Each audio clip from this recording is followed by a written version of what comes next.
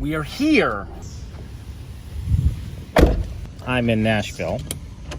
I saw this thing online of points of interest. You know, you go to the Wikipedia page, do a little research, and you come across that. So what's that? That is the Parthenon in Nashville, Tennessee. It is a full-size replica, soup to nuts, of the actual Parthenon on the Acropolis, down to the last detail, up to and including statues.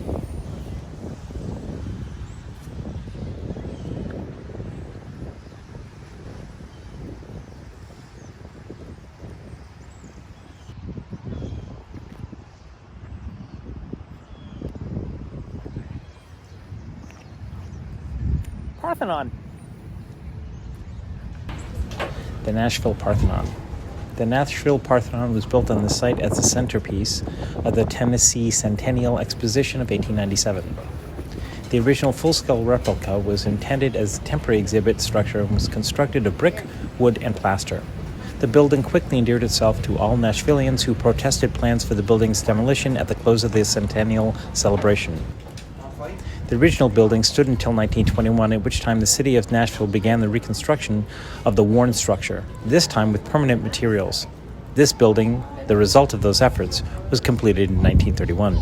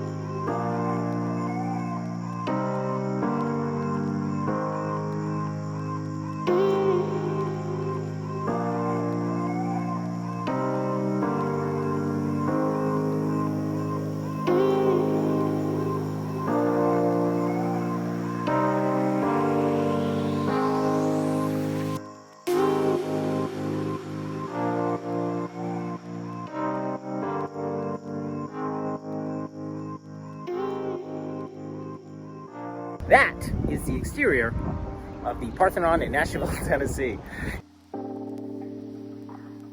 Let's go take a look inside.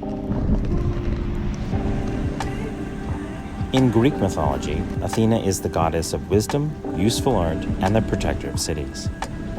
Her title, Athena Parthenos, refers to her status as a maiden goddess. The name for the Parthenon is derived from this epithet and translates into English as the House of the Maiden. Born from the head of Zeus, king of the gods, Athena inherited much of her father's power and wisdom. Athena's preeminent place in the myths is depicted on the artwork adorning the Parthenon, and it also reflects the preeminent position of the city of Athens.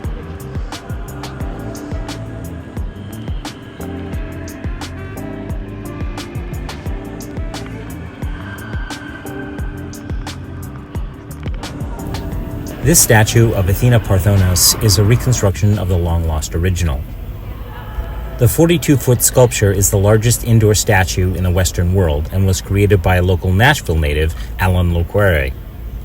It was crafted on descriptions of the original and later copies of it, most notably the 3rd century Varvakian depiction, which is made of marble and is now housed in the Archaeology Museum of Athens.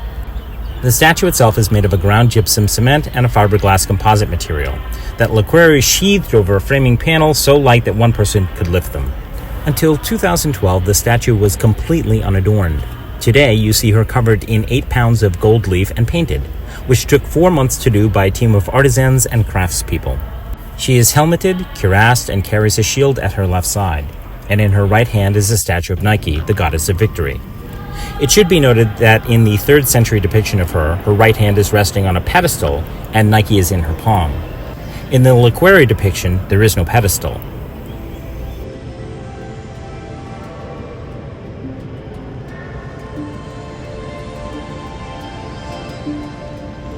Nike was the winged goddess of victory in both war and peaceful competition. She is the daughter of Styx and Pallas and is often associated with Athena. The Athenians believed that it was the goddess Athena that had protected them from being wiped out by the Persian Empire in 480 BCE. In this depiction, Nike is holding a laurel wreath, preparing to crown Athena after her victory, as she sits in Athena's outstretched hand.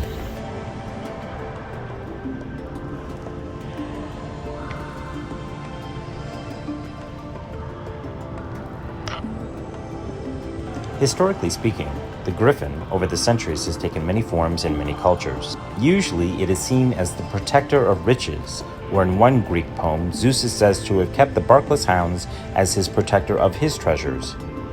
In many depictions, as well as the Nashville Parthenon, these griffins have the heads, beaks, and wings of an eagle, and the bodies and tails of lions. In Greek mythology, the griffin is sometimes associated with the god Apollo, pulling his chariot through the sky. In 1897, when the Nashville Parthenon was built, and then again in 1921 when it was rebuilt, the decision was made to place the griffin on the 4 corners of the roof as watchful protectors. This decision may have come from the unclear judgment that the Parthenon in Greece appears to have had griffins on its roof as well. This may not be true. Recent findings suggest that the statues adorning the corners may in fact be of Nike and not of a griffin. In either case, these griffins, shown here, are made of fiberglass and are identical to the ones on the roof as well as what was cast in 1897.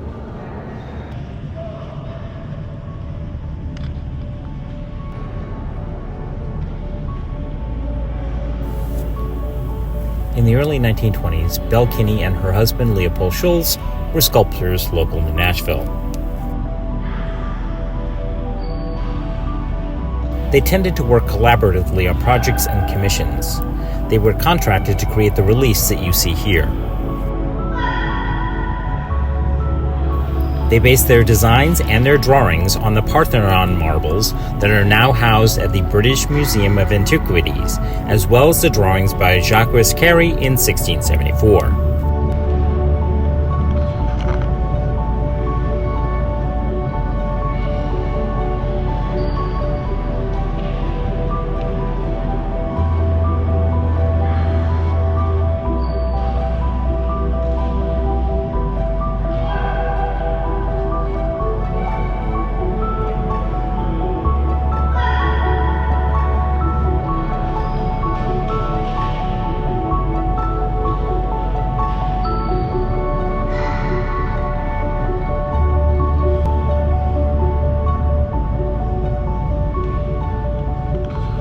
There are 3 relief sculptures on the doors that were designed by Belle Kinney and Leopold Schultz in 1921, and each one is associated with the goddess Athena.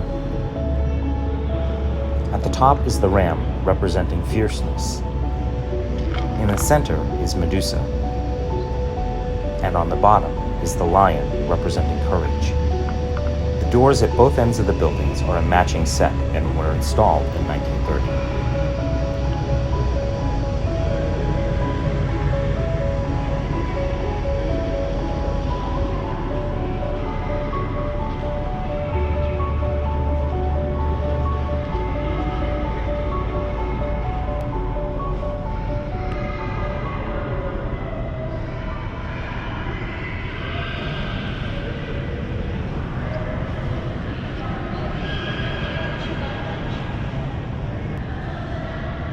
Athena's shield is 15 feet in diameter and is a visually complex weapon that depicts 3 things. On the front, a battle between the Greeks and the Amazons on the outer ring. In the center, the Gorgon Medusa, and on the backside, Gigantomachy, which is the battle for supremacy between the Olympians and their predecessors, the Titans.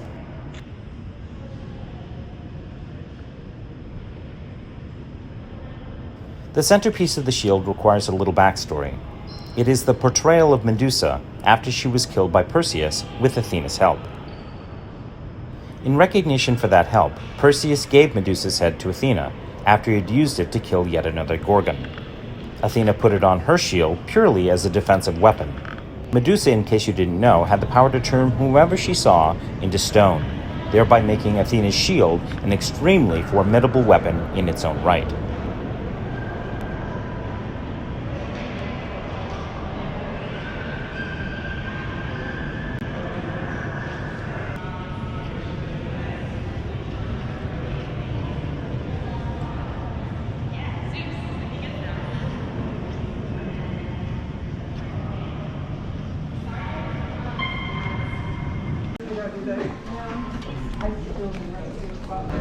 Wow.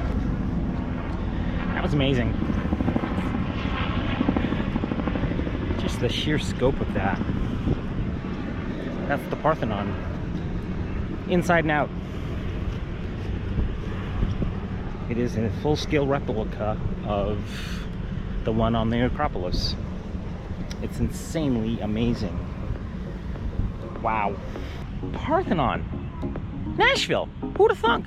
If you're passing through Nashville, the video of what I just shot does not do it justice. You gotta come see it for yourself. Really, come see it for yourself because it's way cool.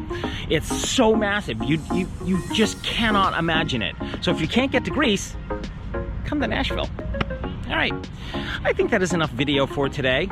Before I go, however, I just want to show you one tiny little thing that it was not picked up in the episode itself. This is a piece, the centerpiece of Centennial Park. So this is just a small, tiny little piece of the park, and the park is absolutely beautiful. There's lakes and places to sit and hang out and have lunch. It's amazing. So please come to Centennial Park. It's absolutely fabulous. All right, I think that's enough yapping for today. If you like this stuff, do me a kind courtesy and hit the like button. And while you're down there, you might want to hit the subscribe button because there's a whole lot more content there. And right next to that is the notifications bell to be notified every single time I upload new content, which reminds me, this is user-supported content, which means I need donations like it's going out of style because Mr. Miles is flat broke po, which means $3, $5, $7, whatever you can afford. Hit the link down below in the description for Patreon. It'll help me out with putting gas in the tank and food in the stomach so that I can continue telling stories and showing you places just like this if you can't get there. So please do that and hook a brother up. All right, thanks a bunch for watching, and I look forward to seeing you somewhere along the road. Bye.